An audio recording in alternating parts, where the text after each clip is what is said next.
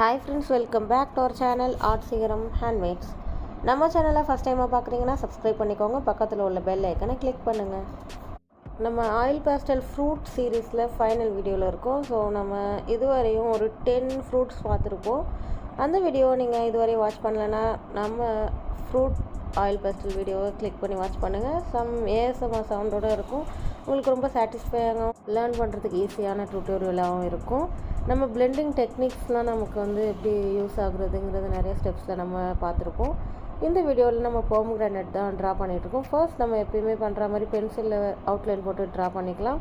அதுக்கப்புறம் அதே மாதிரி அவுட்லைனில் லீவ்ஸ் போட்டுக்கலாம். இதில் நான் ஒரு கொடியில் இருக்கிற மாதிரி ட்ரா பண்ணியிருக்கனால 2 போம்கிரானட் இருக்கிற மாதிரி ட்ரா பண்ணிக்கிறேன்.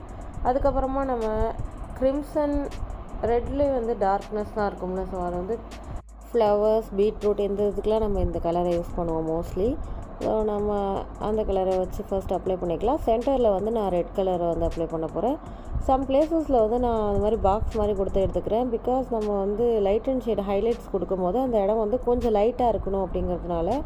பிகாஸ் ஒரு லைட் எஃபெக்ட் அங்கே படும்போது அந்த இடம் கொஞ்சம் ஷைனியாக இருக்கும்ல, அந்த பீலில் அந்த ஷைனி எஃபெக்டாக அந்த இடத்த நான் விட்டுருக்கேன்.